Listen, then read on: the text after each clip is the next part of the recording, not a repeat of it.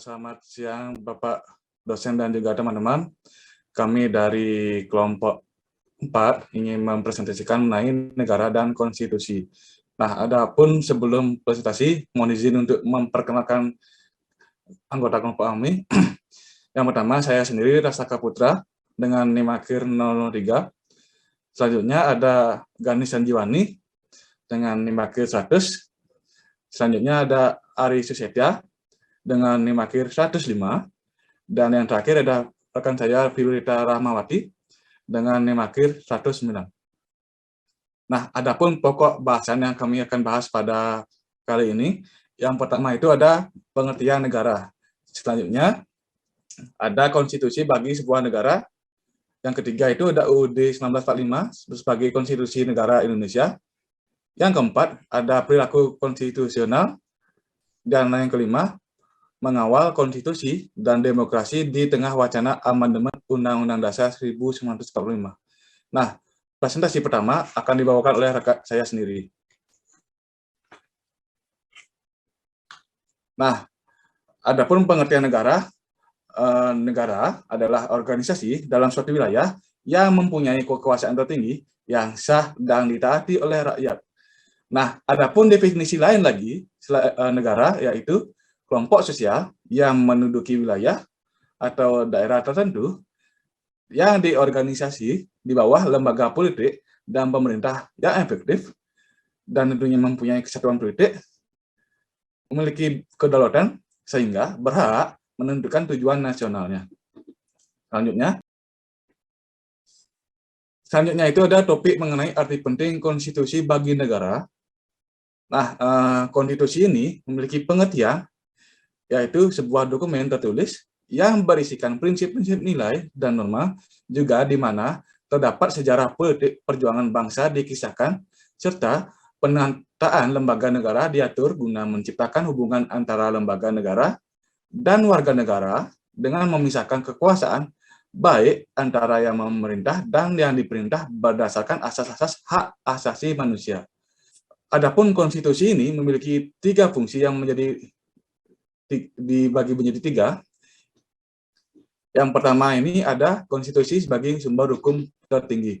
Nah, maksud dari konstitusi sebagai sumber hukum tertinggi ini memiliki maksud dan tujuan bentuknya suatu negara dengan sistem administrasinya melalui adanya kepastian hukum yang terkandung dalam pasal-pasalnya, unifikasi hukum nasional, sosial kontrol, memberikan legitimasi atas berdirinya lembaga negara. Nah, termasuk pengaturan tentang pembagian dan pemisahan kekuasaan antara organisasi legislatif, eksekutif, dan yudisial. Nah, konstitusi sebagai identitas nasional ini dalam persatuan menjadi suatu saran untuk memperhatikan berbagai nilai dan norma suatu bangsa negara. Nah, misalnya ini simbol demokrasi, keadilan, kemerdekaan, negara hukum yang dijadikan sandaran untuk mencapai kemajuan dan keberhasilan suatu negara. Nah, konstitusi ini diharapkan dapat menyatakan persepsi masyarakat dan pemerintah sehingga memperlihatkan adanya nilai identitas, kebangsaan, persatuan dan kesatuan, perasaan bangga dan kehormatan sebagai bangsa yang bermartabat. Nah, konstitusi ini dapat memberikan pemenuhan atas harapan-harapan sosial, ekonomi, dan kepentingan politik. Nah, konstitusi tidak saja mengatur pembagian dan pemisahan kekuasaan dan dalam lembaga-lembaga politik seperti legislatif, eksekutif, yudisial, tetapi juga mengatur tentang penciptaan keseimbangan hubungan antara aparat pemerintah pusat dan daerah. Nah, presentasi selanjutnya akan dibawakan oleh rekan saya. Baik, adapun fungsi konstitusi yang kedua yaitu ada konstitusi sebagai alat untuk membatasi kekuasaan, di mana mengendalikan perkembangan dan situasi politik yang selalu berubah, serta berupaya untuk menghindarkan adanya penyalahgunaan kekuasaan. Salah satu fungsi konstitusi adalah menentukan dan membatasi kekuasaan serta sebagai pengatur hubungan antara rakyat dengan negara. Berdasarkan alasan tersebut, menjadi sangat penting diperhatikan seberapa jauh formulasi pasal-pasal dalam konstitusi mengakomodasikan materi muatan pokok dan penting sehingga dapat mencegah timbulnya penafsiran yang beraneka ragam. Nah, sejauh ini bahkan para pengamat dan akademisi juga menyuarakan perlu dilakukan amandemen setiap terhadap konstitusi negara Timor Leste sendiri terutama. Di mana di sini untuk memperjelas pembagian kewenangan lembaga negara berdasarkan prinsip pemisahan kekuasaan atau pembagian kekuasaan agar dalam melaksanakan fungsinya dapat menghindari adanya penyalahgunaan kewenangan serta menjamin adanya prinsip check and balance. Adapun fungsi konstitusi yang ketiga, yaitu konstitusi sebagai pelindung hak asasi manusia dan kebebasan warga negara. Nah, konstitusi dapat memberikan perlindungan terhadap hak-hak asasi manusia dan hak-hak kebebasan warga negaranya. Di sini, konstitusi berfungsi mengatur hubungan kekuasaan antar organ negara. Konstitusi berfungsi sebagai mengatur hubungan kekuasaan antar organ negara. Yang pertama, fungsi dari konstitusi ini berfungsi untuk memberi atau menjadikan konstitusi sebagai sumber legitimasi terhadap kekuasaan negara ataupun kegiatan penyelenggaraan negara. Yang kedua itu fungsi penyalur atau pengalih kewenangan dari sumber kekuasaan yang asli atau yang dalam sistem demokrasi adalah rakyat kepada organ negara. Yang ketiga yaitu ada fungsi simbolik sebagai rujukan identitas dan kegunaan kebangsaan atau unity nation. Yang keempat, adapun fungsi simbolik sebagai upacara atau center of ceremony. Adapun materi selanjutnya yaitu Undang-Undang UUD 1945 sebagai konstitusi negara. Nah, konstitusi negara adalah Undang-Undang Dasar 1945 untuk pertama kali disahkan oleh Panitia Persiapan Kemerdekaan Indonesia atau PPKI pada tanggal 18 Agustus tahun 1945.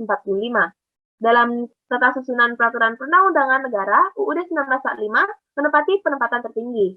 Menurut jenjang norma hukum, UUD 1945 adalah kelompok aturan dasar atau pokok negara yang berasal di bawah Pancasila sebagai norma dasar. Adapun yang pertama yaitu ada konstitusi yang pernah berlaku di Indonesia, di mana dalam sejarahnya, sejak proklamasi 17 Agustus 1945 hingga sekarang, di Indonesia telah berlaku ada 3 macam undang-undang dasar dalam 4 periode, yaitu yang pertama ada periode 18 Agustus 1945 sampai dengan 27 Desember 1949. Berlaku UUD 1945. Nah, UUD 1945 ini terdiri dari bagian pembukaan, batang tubuh, yaitu terdiri dari 16 bab, 37 pasal, 4 pasal peraturan peralihan, 2 ayat aturan tambahan, dan bagian penjelasan. Adapun periode yang kedua, yaitu periode 27 Desember 1949 sampai 17 Agustus 1950, di mana berlakunya UUD RIS. UUD RIS ini terdiri dari 6 bab, 197 pasal, dan beberapa bagian. Adapun periode ketiga, yaitu periode 17 Agustus 1959 sampai 5 Juli 1959, berlaku UUDS 1950 yang terdiri atas 6 bab, 146 pasal, dan beberapa bagian. Adapun periode keempat, yaitu periode 5 Juni 1959 sampai sekarang kembali berlaku UUD 1945. Nah, para penyusun UUD 1945 ini memandang konstitusi lebih luas bila dibandingkan dengan Undang-Undang Dasar atau UUD. Nah, UUD hanya sebagian daripada hukum dasar negara. UUD adalah hukum dasar negara yang tertulis. Nah, selain itu berlaku juga hukum dasar yang tidak tertulis, yaitu aturan-aturan dasar yang timbul dan terpelihara dalam penyelenggaraan negara meskipun tidak tertulis. Nah, di sini Undang-Undang Dasar yang pertama adalah kumpulan kaidah yang memberikan pembatasan kekuasaan pada para penguasa.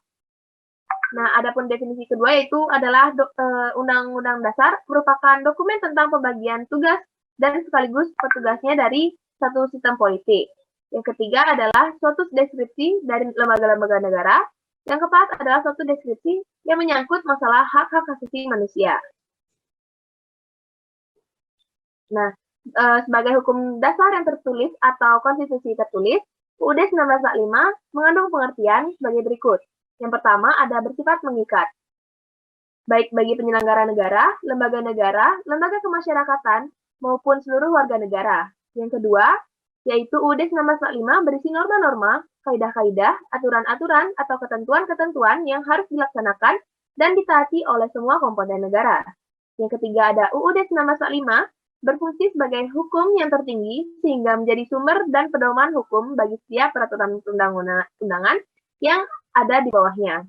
Dan yang terakhir, UUD 1945 ini, setiap tindakan dan kebijakan pemerintah sebagai penyelenggara negara harus sesuai dengan dan berpedoman pada UUD 1945. Selanjutnya akan dijelaskan oleh teman saya. Baik, terima kasih atas kesempatannya. Jadi, presentasi akan saya lanjutkan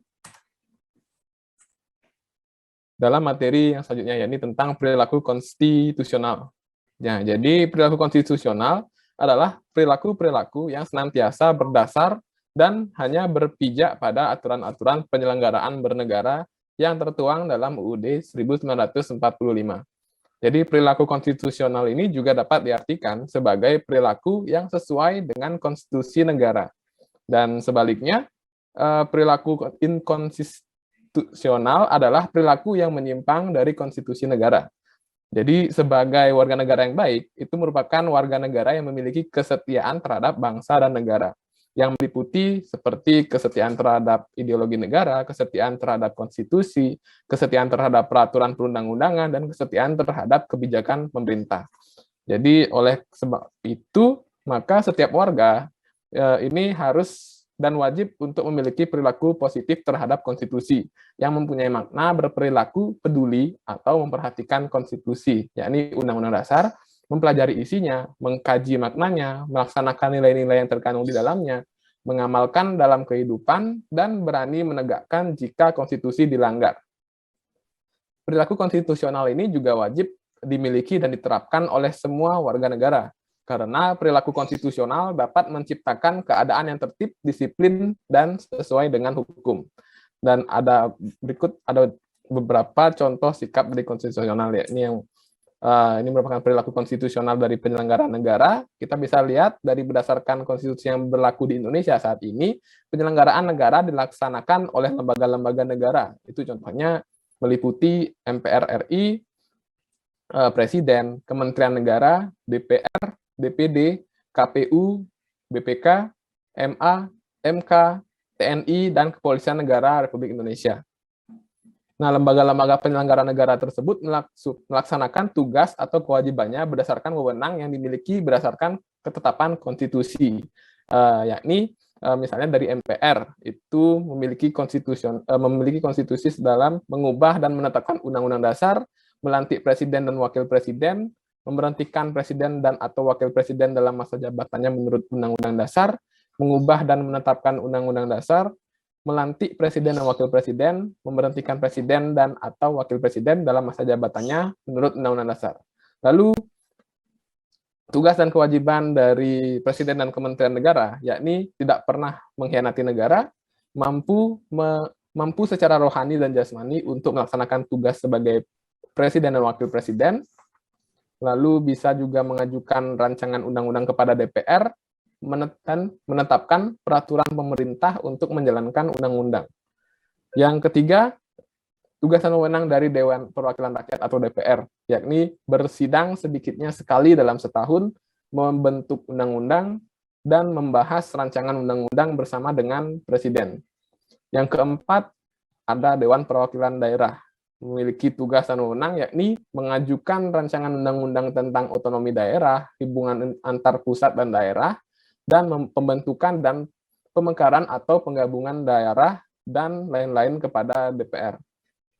Yang kelima ada KPU atau Komisi Pemilihan Umum dengan tugas dan wewenang, yakni menyelenggarakan pemilu yang langsung, bebas, rahasia, jujur, dan adil atau berjurdil. Yang keenam, ada Badan Pemeriksa Keuangan atau yang disingkat BPK. Memiliki tugas dan wewenang, yakni untuk memeriksa pengelolaan dan tanggung jawab keuangan negara, dan menyerahkan laporan hasil pemeriksaan kepada DPR, DPD, dan DPRD. Yang ketujuh, ada Mahkamah Agung atau MA, memiliki tugas dan wewenang untuk menguji peraturan perundang-undangan di bawah undang-undang. Dan yang kedelapan, ada Mahkamah Konstitusi atau MK, memiliki tugas dan wewenang untuk memutuskan sengketa kewenangan yang diberikan Undang-Undang Dasar dan memutuskan pembubaran partai politik, perselisihan tentang hasil pemilihan umum misalnya. Dan yang terakhir ada Tentara Nasional Indonesia dan Kepolisian Negara Kesatuan Republik Indonesia dengan tujuan dan wewenang untuk mempertahankan, melindungi, dan memelihara keutuhan serta kedaulatan negara serta menjaga ketertiban dan keamanan masyarakat. Baik, materi selanjutnya akan dibahas oleh rekan saya. Terima kasih. Baik, mohon izin untuk melanjutkan presentasi. Saya Madi Filtrawati dengan NIM akhir 109. Jadi saya akan membahas tentang perilaku konstitusional warga negara. Jadi dalam perilaku konstitusional warga negara ada beberapa hal. Yang pertama yaitu mengakui dan menghargai hak asasi orang lain. Yang kedua mematuhi dan menaati peraturan yang berlaku, baik peraturan lalu lintas, sekolah, dan lain sebagainya yang berkaitan dengan negara. Yang ketiga tidak main hakim sendiri. Yang keempat menjaga keseimbangan antara hak dan kewajiban. Yang kelima adanya keterbukaan dan etika dalam menghadapi suatu permasalahan. Yang keenam mengembangkan sikap sadar dan rasional. Yang ketujuh, menjalin persatuan dan kesatuan melalui berbagai kegiatan. Yang kedelapan, melaksanakan pemilihan umum secara transparan, jujur, adil, dan bebas, serta sesuai dengan peraturan yang berlaku. Yang kesembilan, pengambilan keputusan dengan bermusyawarah mufakat atau pemungutan suara dengan tidak adanya money-politik, serta suap, kolusi, dan intimidasi. Yang ke-10, pelaksanaan demonstrasi atau aksi-aksi secara damai, bukan dengan kekerasan, infiltrasi, serta revolusi. Yang ke-11, membayar pajak tepat waktu. Yang ke-12, ikut melaksanakan pembelaan negara sesuai dengan kemampuan, hak, dan kewajiban. Yang ke-13, atau yang terakhir, memberikan kritik atau saran kepada pemerintah melalui wakil rakyat. Nah, berikut ada beberapa contoh pula perilaku inkonstitusional yang perlu dihindari dalam kehidupan berbangsa dan bernegara. Jadi yang pertama, melanggar apa yang menjadi isi konstitusi atau melanggar aturan dari norma yang telah ditetapkan di dalam konstitusi sendiri.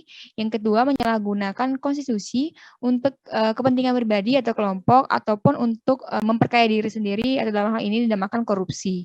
Selanjutnya, perilaku konstitusional harus dilaksanakan oleh penyelenggara dan warga negara secara seimbang. Jadi hal ini untuk mengembangkan perilaku konstitusional, di mana pertama kali dengan mengetahui dan memahami aturan-aturan penyelenggaraan negara yang tentunya tercantum dalam Undang-Undang Dasar 1945. Baik, saya akan membahas materi kelima, yaitu mengawal konstitusi dan demokrasi di tengah wacana amandemen Undang-Undang Dasar 1945. Jadi isu tentang amandemen sendiri, amandemen Undang-Undang Dasar 1945 kembali muncul belakangan ini, terutama setelah Presiden MPR Bambang Suestoyo menyebutkan perlunya adanya prinsip-prinsip filosofi dalam politik kebijakan negara atau disingkat PPHN sebagai orientasi pembangunan nasional. Nah, hal ini diungkapkannya dalam rapat tahunan MPR pada 16 Agustus tahun 2021, di mana MPR mengatakan akan ada perubahan ketentuan konstitusi secara terbatas. Dalam hal ini juga bersama dengan itu, isu 3 masa jabatan presiden juga masuk dalam pidato amandemen ini. Jadi banyak pihak menduga amandemen itu hanya untuk menambah masa jabatan presiden. Dan sebelumnya, Kongres Rakyat Nasional menyatakan bahwa amandemen Undang-Undang 1945 dimaksudkan untuk mengkaji ulang terhadap rumusan standar dalam pokok-pokok haluan negara atau PPHN. Nah, dalam argumentasinya tidak dapat diandalkan sepertinya mereka yang menentang rencana tersebut.